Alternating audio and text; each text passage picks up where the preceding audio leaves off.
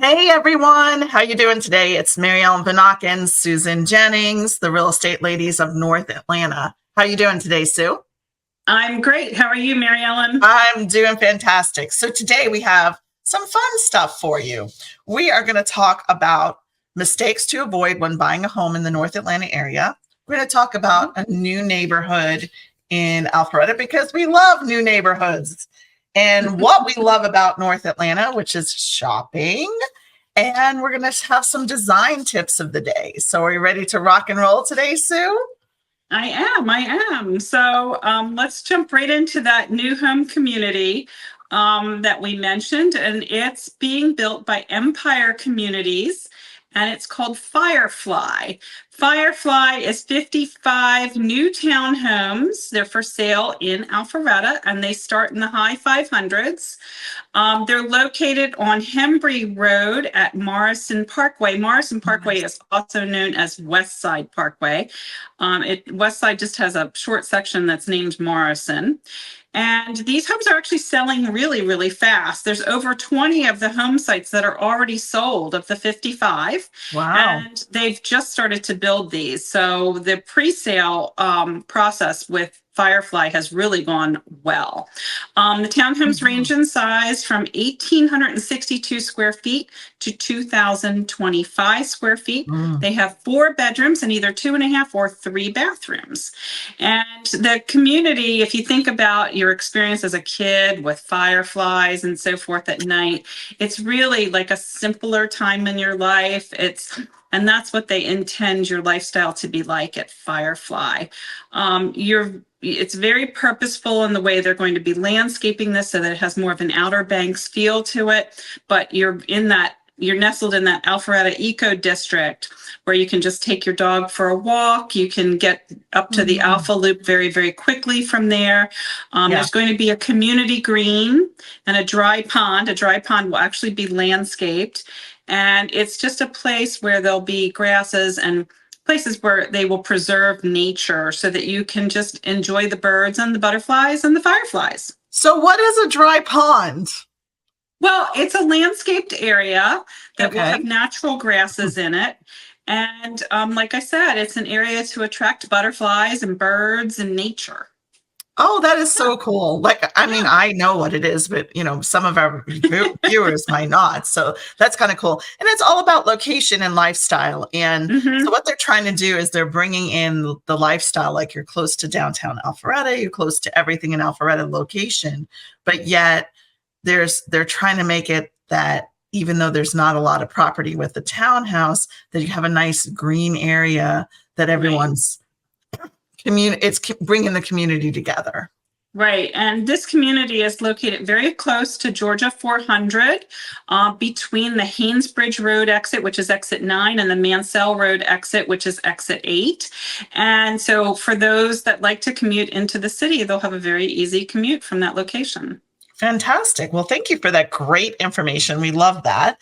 And we're going to just dig into our mistakes to avoid when buying a house, a home, a property in North Atlanta. Right. Okay. Right. So let's and this is where our buyers and even our sellers need to have the professional advice of a real estate agent like Mary Ellen or myself, because we'll help you avoid these mistakes. And these can be very costly mistakes. And so that's why working with us can really save you a lot of time, aggravation, frustration, and money. So the first tip we want to talk about is never skip your home inspection. It's really important that you know what you're buying. The buyer beware has always been, the motto, but skipping this step can lead to really expensive repair costs down the road. And I will put a suggestion in there too, because people think if I got a new construction house, I don't need to do an inspection. Yes, you do. You can do a drywall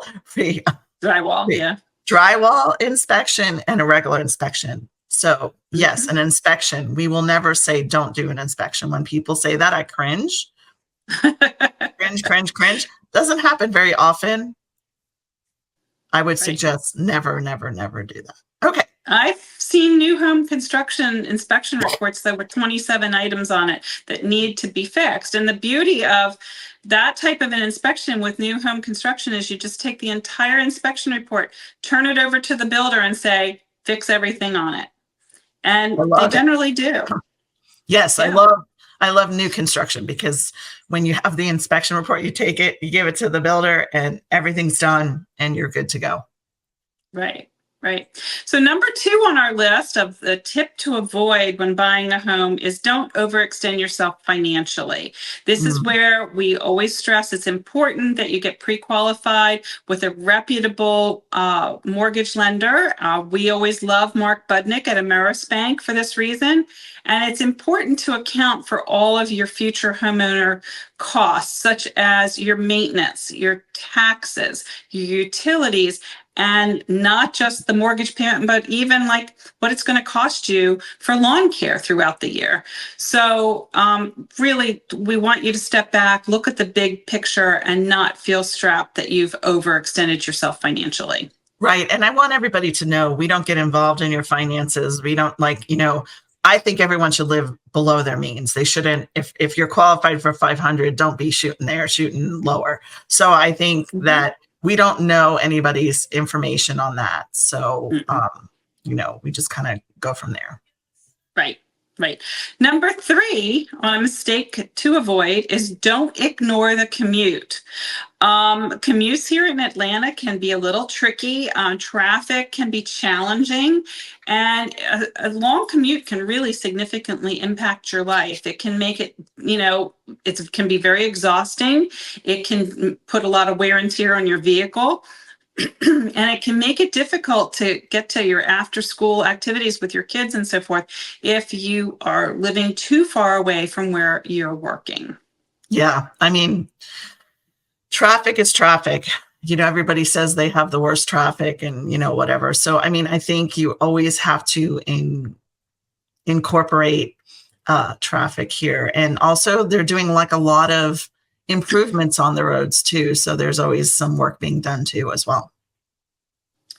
So number 4 on our mistake to avoid is failing to do the research on the neighborhood where you're thinking about buying. So a great house in a really bad location is not the best buy necessarily. So we encourage our clients to not only research the schools, but also, look at the demographics. You can do this online. A lot of this we cannot advise you on. We are bound by the ethics of our, Georgia Real Estate Association. And but we do encourage you as the buyer to do your own homework and look at the crime rates, look into future development plans for that area around the home that you're considering, and also make sure you're looking at the amenities of the community that they work for you.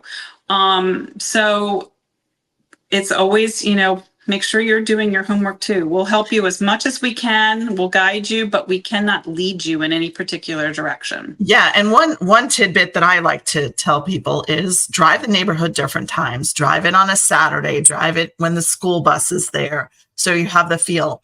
Also, I just had a client call me yesterday, and guess what? Behind them, they're building a new development and taking all the trees down. So she had privacy and now she's not. So she's going to want to move because of that. So kind of look, I mean, you can't control some of that kind of stuff, but kind of look what's behind your subdivision, behind you. And just kind of, like you said, I always tell everyone, you have to live there. It's your homework that has to be done. We will provide you with any information you want. You want to interview the principals at the schools. You want to, go to the schools. We'll do all that for you. We just can't give you advice. All we can do is give you the information for you to make the decision. Right. Number 5 on our list of mistakes is focusing only on the short term. So what your needs are today may not be what your future needs are. So you want to think about what your long-term needs might be and how you want to make today's purchase suitable for the future as well. This could be changing family dynamics. It could be aging in place. It could be your work situation. It could be market conditions as well. So, if you are thinking that maybe you want to have a family in the future, you might want to have a few extra bedrooms than just that 2-bedroom townhouse. If you are, getting older, you might want to think about perhaps purchasing a home with master on the main or an elevator in the home so that you can accommodate that future knee replacement or hip replacement and so forth. So we always want you to look at the big picture to make the best possible informed decision. Yeah. And I would say also, like, I've had a client who was like, my parents are getting older. I need a bedroom for them, or I need an area for them, an in-law suite or whatever. So remember, think about that too, that you might be there for 20 years or 10 years or, and there's a lot that can happen in your life to change your family dynamics, kids going off to college or whatever, those type of things. So always consider what's going to happen in the future. Yes. Right. Great tip. Right. Number 6, and a mistake to avoid, is waiving certain contingencies. So yes, waiving some contingencies can make your offer look more favorable in the eyes of a seller when you're trying to purchase a home in a competitive environment. But just be careful with that. You want to make sure that you're not waiving a contingency that's required by the bank, such as a financing contingency, appraisal contingencies. I know we want to make these offers as clean as possible if we're in a bidding war, and sometimes these price tag, price is not always the negotiating tip. Sometimes it's these other pricey items that can also these other tools that can help you get into a home, but they can also lead to financial risks if everything doesn't go as planned. Yeah, I agree. I struggled to explaining that one to you, but yeah, contingencies. You just want to make sure you're making an informed decision with your, asking advice from a professional in order to move forward. So yeah, I agree with that 100%. Right. Number 7 is overlooking hidden costs. So a mistake people make is they fail to look at what the HOA fees are, the property taxes are, potential utility costs.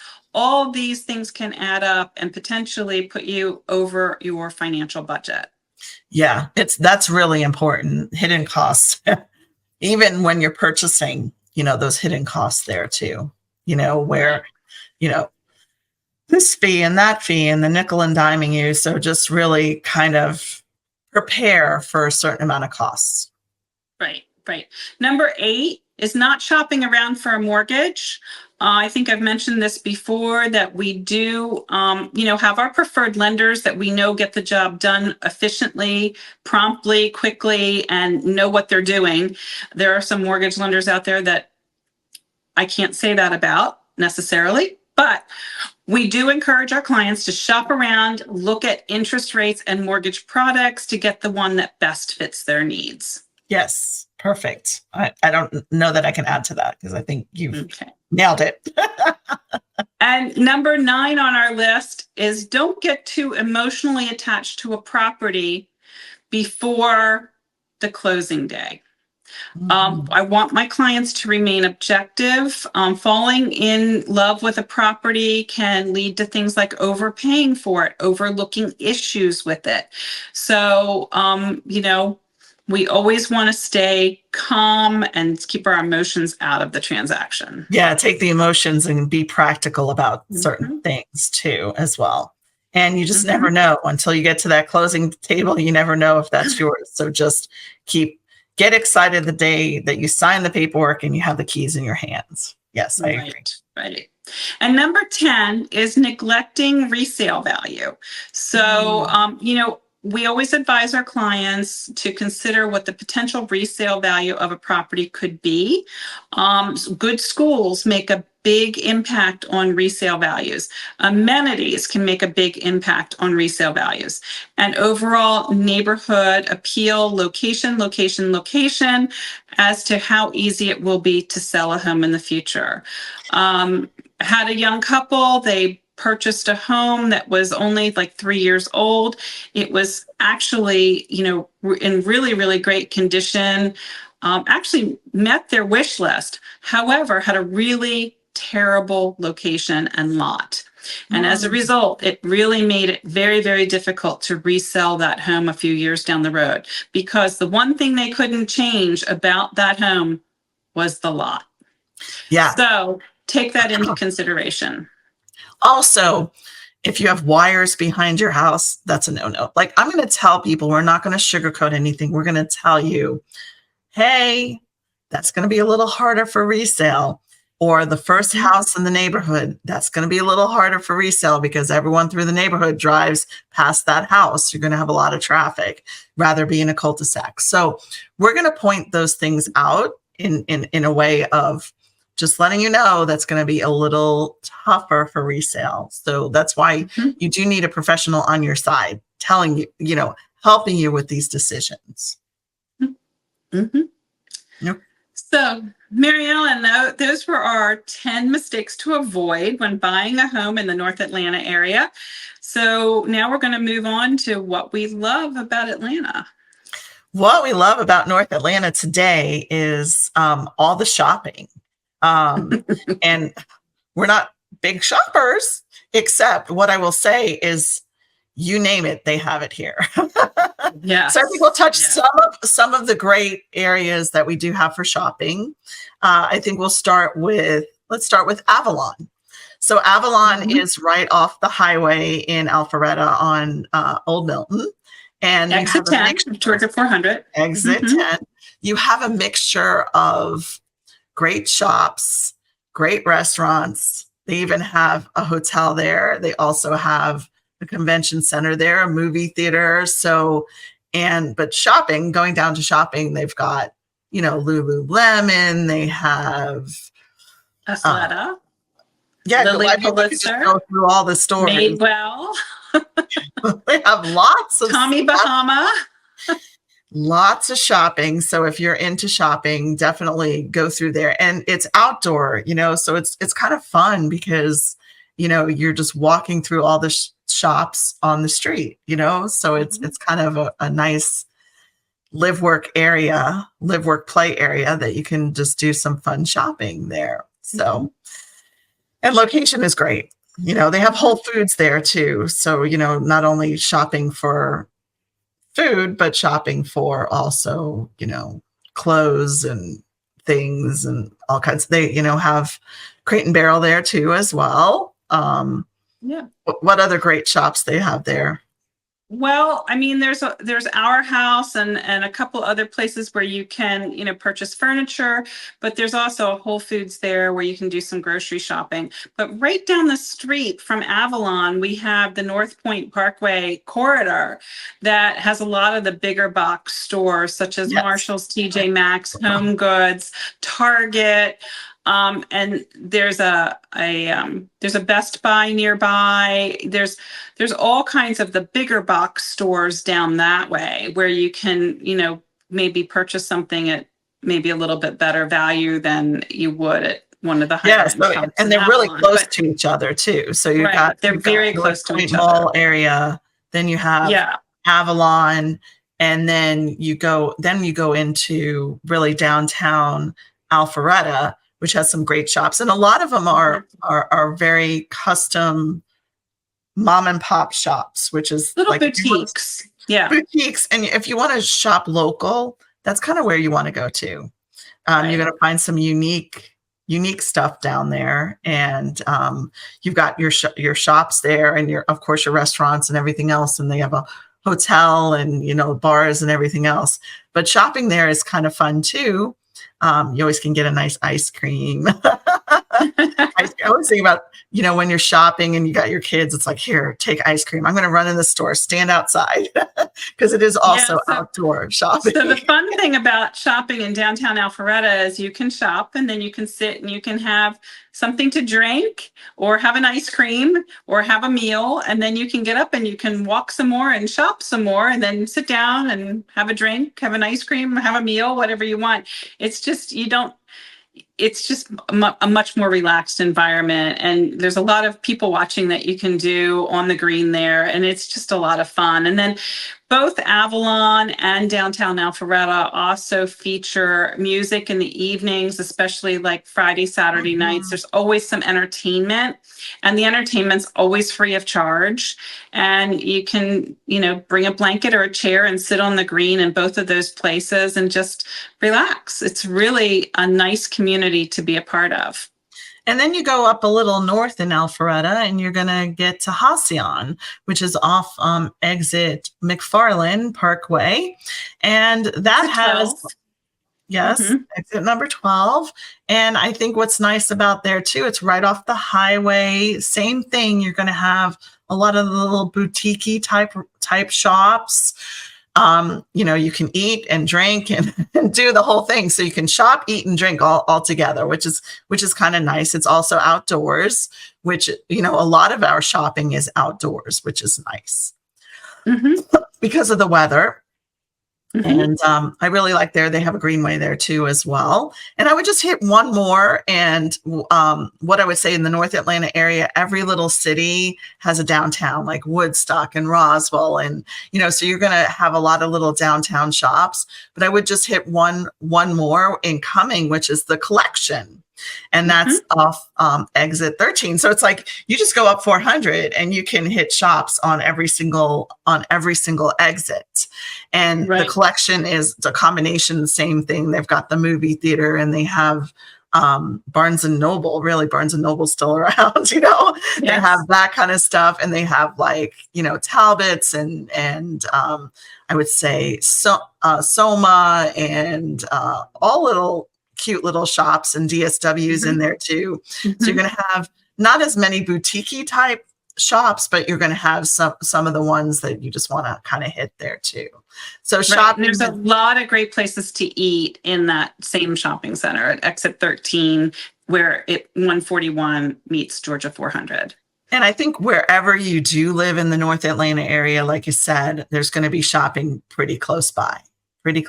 So you're not, and there's always a Costco, you know what I mean? There's Costco, and I honestly was just talking to a client who's moving here and they're like, we have to be near Costco. And I was like, yes, I understand. Hey, it's not uncommon for me to have a buyer say, I need to be near Home Depot or Lowe's. Right. And same thing. That's very easy to accommodate here because Home Depot is based out of Atlanta. So shopping, you're going to get shopping from anywhere. I mean, that's just the North Atlanta area. But remember, any little city that you're going to buy, whether it's in Woodstock or Roswell or Canton, they're all going to have their shopping areas too. And we also have outlets here too. So, you can go all the way up Georgia 400 to the North Georgia outlets. And, if you're looking for deals, that's the place to go. There's also some outlets in Woodstock as well. So. So shopping, I think we nailed the shopping there. So, even though we're not big shoppers, we kind of nailed it, so on that. And we didn't even mention all the malls. We just simply. I know. We're just talking about because I think I have to agree. I love that you can go shopping and then you can go eat, or you can go shopping and have a coffee, or you can, I do like that feel better than if you go to a mall. I never was a fan of mall food, you know what I mean? Fast food. So at least when you go into these places, you actually can have a nice meal or a nice little snack. And you're also just walking. The atmosphere is just so much better than walking inside a mall. Outside, I just love the fresh air and stuff like that. And the flowers. Of course, we love the flowers, and the scenery is nice too. All right. So we just talked about what we love about North Atlanta, all the shopping. Now we're going to get into some design tips of the day. So Sue, what are we going to talk about today about our designing? Well, my first tip of the day is to pick pieces for your home that can multitask. So in other words, if you have a large ottoman, you can put it in front of your sofa or your chair and put a tray on it, and it can become your coffee table. So you don't need to buy both. You can just buy one multifunctional piece that serves both purposes by just putting a tray on it. You might want to get some large pillows or something like that, that if you had, your teens or your kids come, they have friends over, they could just take the pillows and maybe sit on the floor with those pieces. So these can optimize your space and make your living more functional, if I could say that word correctly, functional and livable. Well, I will say one thing, like ottomans, we love ottomans because, like we'll sit and watch TV and put our feet on there too. But I have to say that our dogs like ottomans too. Our dogs love to jump, like we have a blanket on there and love to sit on the ottomans too as well. So, it's a lot of purposes. There you go. So the next tip of the day is to keep it simple by committing to a warm or a cool palette. This different colors can be hard, especially if you're a first-time decorator. But anyway, use only either cool colors or warm colors. And cool colors would be like your blues and your greens. Your warm colors would be like your yellows, your golds, your browns, your reds. Don't mix cool and warm necessarily. And, don't be too hung up on, well, I have blues, but that blue is a different shade of blue than this blue.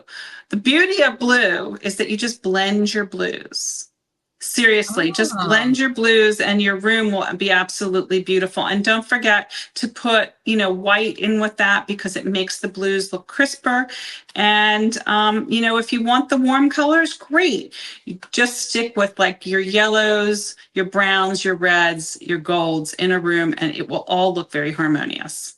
Yes, perfect. Blending blues. Okay. And my third tip of the day is lower your artwork. Too many people I've noticed try to put their artwork too high on the wall.